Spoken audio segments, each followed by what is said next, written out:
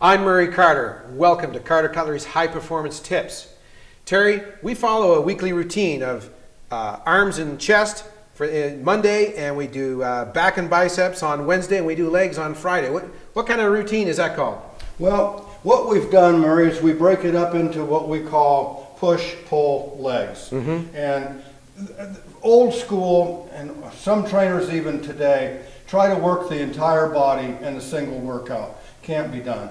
You can't do justice to the whole lower body and do justice to the whole upper body in a single workout. You just can't do that. Your energy levels won't support that much activity. So what we've done is we've broken it down into something that makes sense. So what we'll do is we'll do one day, usually a Monday, and we'll push. And pushing means all those upper body motions that involve pushing. Yeah. Over whether the push be overhead for shoulders, straight out for chest, straight down for tricep work. So anything that involves a push movement we would do on a Monday. Wednesday we will do pull. So as we would do chin-ups, we would do low rows, we would do arm curls, anything for upper body that involves a pulling motion. Okay. Shoulder shrugs would be a pulling motion, that type of a thing. Legs we would do on Friday. So we'll hit our legs pretty severely on Friday, and we'll do leg press, we'll do leg extensions and leg curls and all of that. So why don't we run through all those real quick and see how that works. Okay, I'm game. Let's go. Okay? Yep. All right. We always want to work a large muscle group first before we work a small muscle group, so the torso supports a whole range of muscles, especially the pectoralis major and minor, which is what we're going to target here. We're also going to be working the shoulders. We're also going to be using the triceps. So I want to pay attention to how I do this. I've got the weights here. I'm secure. I'm safe. I'm going to use my hips to place the weights in a safe position at the shoulder, like that. So I didn't try to muscle them back and hurt my shoulder joint in doing so. From here, I'm going to lay my head down, and I'm going to push these straight overhead. From this motion now, where most trainers make mistakes, is they come straight down and they push straight up. Narrow range of motion. What we want to do is arc that motion so we come out in a slight arc, let it stretch, and then push it back, following that slight arc. It's not a straight up and down motion, it's an arc. We're going to involve all of the muscles, not just a few straight up and down ones. Okay. Okay? You see how that works, Murray? Yeah, it's a big difference. All right, I'd like you to try that. When I'm done with this, I try to finish at the top, turn the weights, bring them to my thighs, and it'll sit me right up. Okay, I'm going to repeat that process, safely put them back where you can work with them. If I finish at the bottom, I don't have the power to push them up, so if I finish at the bottom, I bring them to the torso, and now watch what I'm going to do. This is real easy. I'm just going to roll them over, and then I'll sit up. Oh, yeah. And the weights will pull me up. Okay? What last thing I want to do is let those weights drop to the side, down to the floor. I'm going to rip something in one or other or both shoulders for certain. Lay back. Perfect. Now kick them back. That was good. Okay, so we don't want to go straight up and down. You want to go with a slight arch. Not too much of an arch. Okay. Just enough of an arch that you can feel that you're incorporating more muscle. There's a good stretch. That's a good stretch. Peak at the top. Really contract the pectoralis major and minor at the top. Really peak. That's it.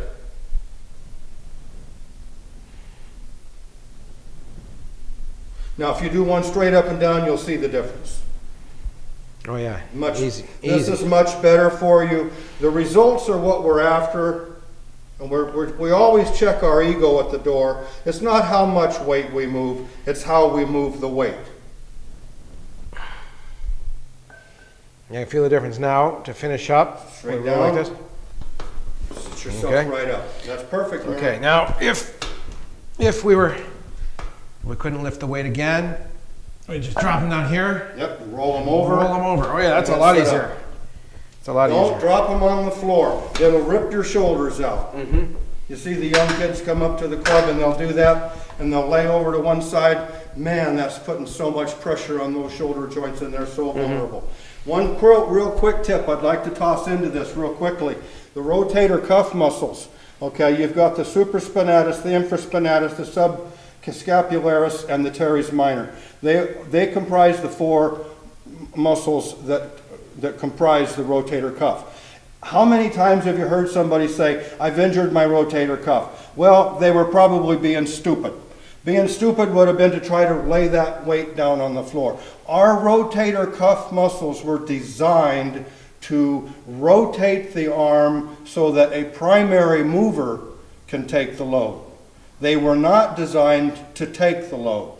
Okay? So always remember that when we rotate the arm, which is what the rotator cuff does, it wasn't designed to take a lot of abuse. It's a small little short muscle. It's not even very thick. They can be developed. They need to be developed. Movements like this with resistance going this way will help strengthen part of the rotator cuff. Movements pushing this way help strengthen the rotator cuff. All the standard exercises that we do in the gym do not. Okay, so when we move into position in order to do a push movement, we need to protect the rotator cuff. That's why I'm using the hip thrust to get the weight up to position rather than try to muscle it up with something that isn't powerful enough to do that kind of work. See what I mean? Okay. Okay, protect the rotator cuff. So even though this is just a common exercise, when the expert does it, there's a lot finer detail than There's a lot of knowledge wrapped up in all these years of experience, and I share that with anybody that's willing to listen. Let's go over and try some push downs. I'll show you some tricep work. Okay, Murray, we've done some push work now. We've worked major muscle groups, and what that movement was a compound movement.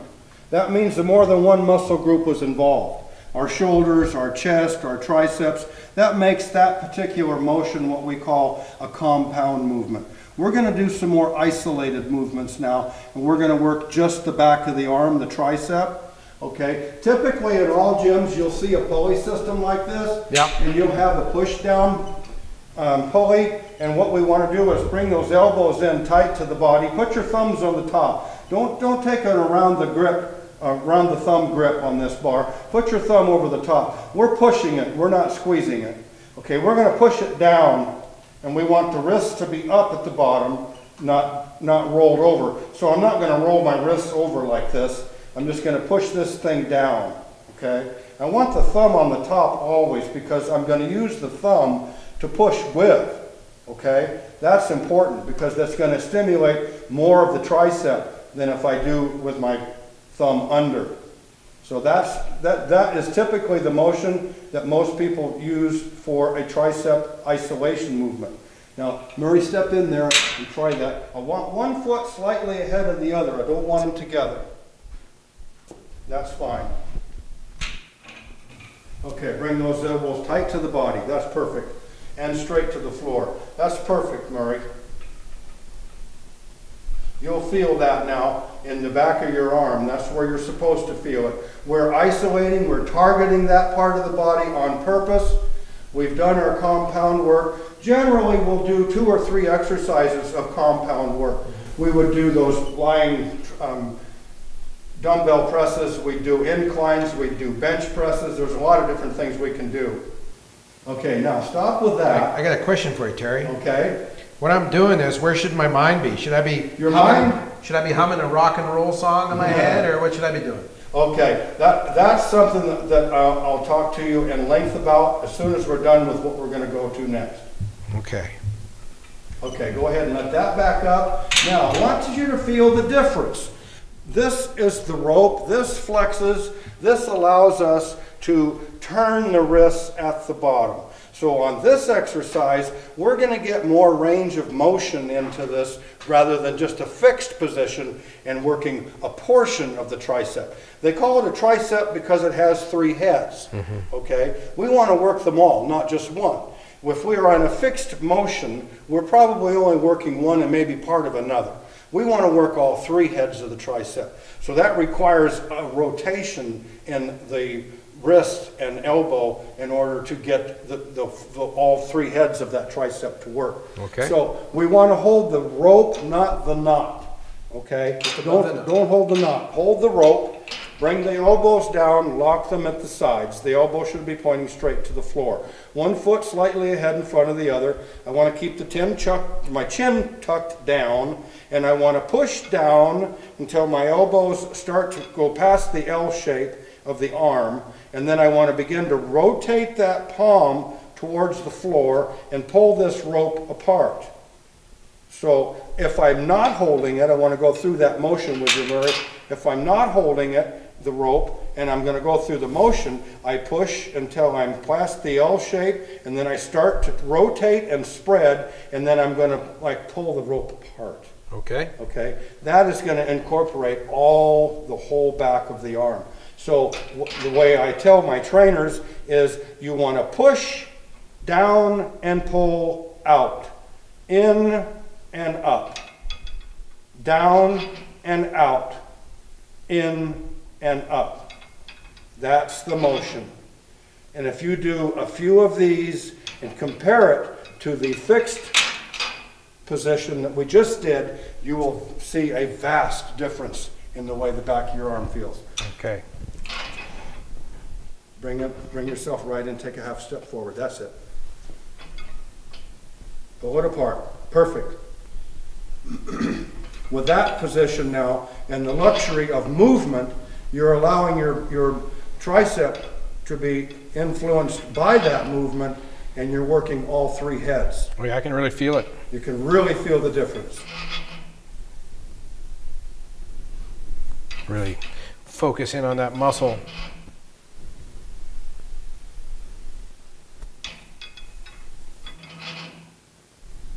Perfect. Now, you had a question for me when we were back on the fixed apparatus. Yeah. Well, I notice a lot of folks, they like to listen to their music while they're exercising. We don't when we work out, and I'm figuring there's a reason for that. There is a reason for that. It's a big reason. I like to see people enjoy themselves first.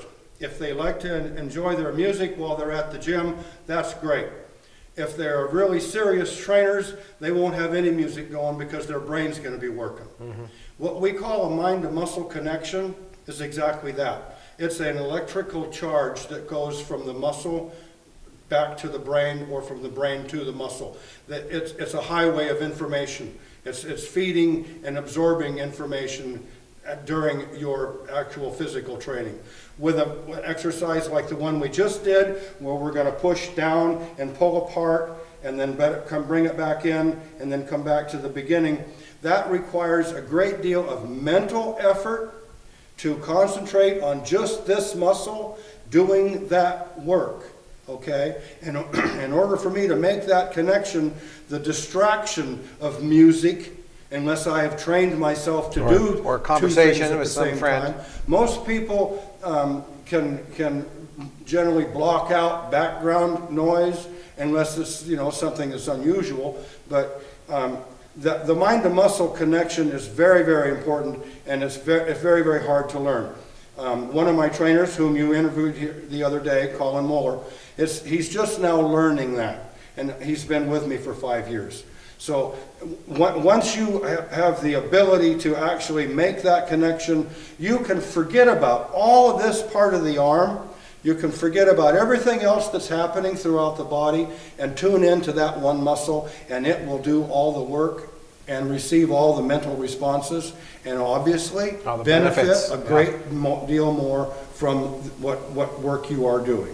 So that's the mind to muscle connection, and that's how that works. Okay, now you've demonstrated the push concept. Next comes pull. Next comes pull. Pull would be on a different day. We want to push on one day and recuperate from that.